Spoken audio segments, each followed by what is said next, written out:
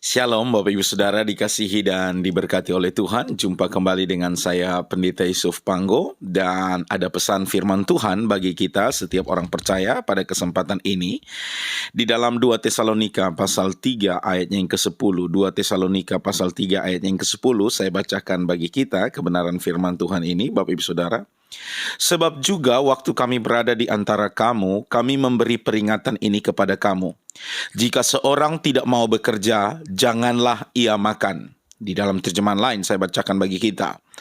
Bahkan ketika kami masih berada bersama dengan saudara sekalian, kami memberikan kepada saudara peraturan ini, yang tidak bekerja tidak makan. Bapak Ibu Saudara dikasihi dan diberkati oleh Tuhan, Rasul Paulus menjelaskan ketika dia ada bersama-sama dengan jemaat Tesalonika, dia berada di tengah-tengah jemaat Tesalonika ketika melayani mereka ya secara rohani ya, memberikan pengajaran firman Tuhan. Rasul Paulus juga memberikan pesan ya, yaitu dan memberikan peraturan di tengah jemaat pada waktu itu bahwa yang tidak bekerja tidak boleh makan. Artinya bahwa sebagai orang Kristen, sebagai orang percaya, ketika engkau akan makan, ya, catat baik-baik bahwa kita harus merasa malu kalau hari ini mungkin kita belum bekerja di rumah, ya lakukan aktivitas apa saja sebelum kita makan. Artinya kita tahu bahwa untuk mendapatkan makanan itu kita harus bekerja terlebih dahulu Bapak Ibu Saudara. Karena kalau kita tidak bekerja, potensi untuk hidup kita itu jadi pengacau sangat besar.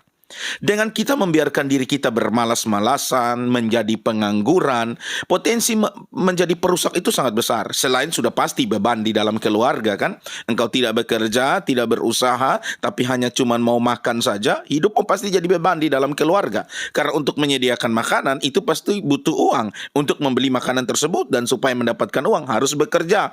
Nah, kalau engkau sendiri tidak bekerja, bagaimana ya hidupmu bisa menjadi berkat di dalam keluarga? Karena yang pasti terjadi bahwa hidupmu pasti selalu menjadi beban.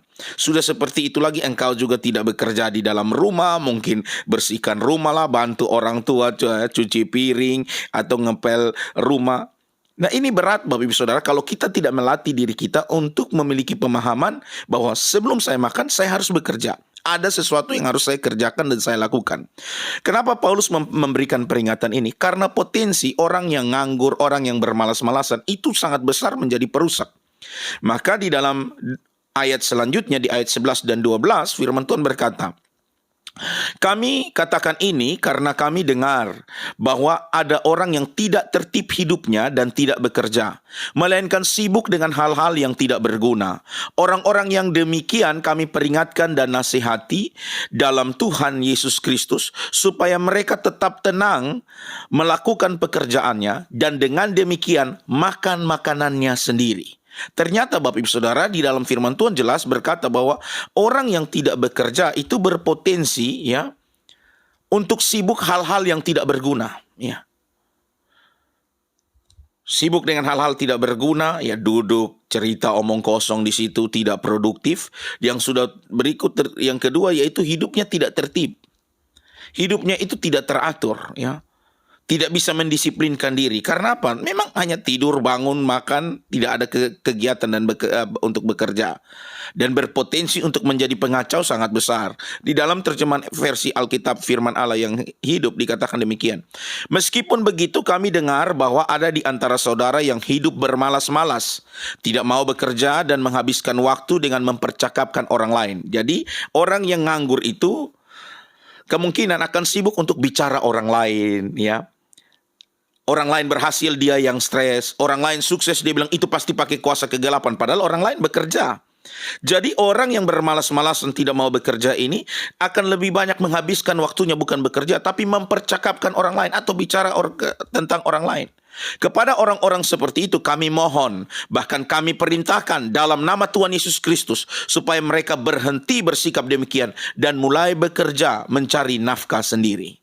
Jadi kalau Anda nganggur Bapak Ibu Saudara, sudah pasti kau tuh hanya tukang leter ya, meleter ya kalau bahasa Alkitab. Ya bahasa gaulnya tukang gosip, gibah, karena engkau pengangguran. Maka isilah hari-hari hidupmu itu dengan bekerja dan berusaha. Percaya Tuhan akan memberkati setiap apa yang kita kerjakan. Tuhan tidak akan pernah membiarkan kita sendiri Bapak Ibu Saudara, dan pada akhirnya hidup kita akan menjadi berkat bagi diri kita sendiri, mencari nafkah untuk diri kita sendiri, kemudian bisa menjadi berkat bagi keluarga, ya, karena kita sudah bekerja ada berkat, kita bisa kasih ke orang tua, ya, untuk mungkin membeli makanan, pada akhirnya ada persekutuan yang indah, kita bisa menikmati makanan bersama-sama, dan kita terhindar daripada kesibukan mengurus urusan orang lain. Bapak Ibu Saudara, saya di dalam pelayanan pun saya lakukan hal sebisa mungkin untuk bekerja berusaha. Setelah saya membuat video seperti ini, salah satunya membuat konten rohani seperti ini, ya, setelah saya take video, saya edit, kemudian saya upload, yang saya lakukan di pagi hari yaitu saya pergi ke pasar untuk berbelanja kebutuhan warung kecil yang kami punya, EMC Food, untuk menopang pelayanan. Kemudian di sore hari, sekarang kesibukan, jadi di sore hari itu kami buat kursus musik. Jadi ya menjadi pengajar musik. Ya setelah itu dengan mungkin ada jadwal-jadwal pelayanan, ya tinggal kita jadwalkan, dan yang sudah ada tinggal kami lakukan pelayanan. Dan saya mencoba melakukan aktivitas kegiatan-kegiatan itu Bapak Ibu Saudara, supaya ya, hidup kita ini tidak jadi beban bagi jemaat, beban bagi apalagi mungkin bagi keluarga, tapi kita mandiri. Dari bekerja demikian, firman Tuhan berkata bahwa hidup kita pada akhirnya menjadi berkat, dan kita pada akhirnya tidak pusing dengan urusan orang lain. Ya, kita tidak pusing dengan perkataan orang lain, kita juga tidak pusing dengan persoalan orang lain, ya. Artinya bahwa ada yang datang berdoa, konseling, pasti saya terima. Tetapi kalau tidak pun, ya saya bukan Allah Maha Tahu, ya. Dengan kesibukan pekerjaan yang ada, hidup menjadi berkat, Bapak Ibu Saudara.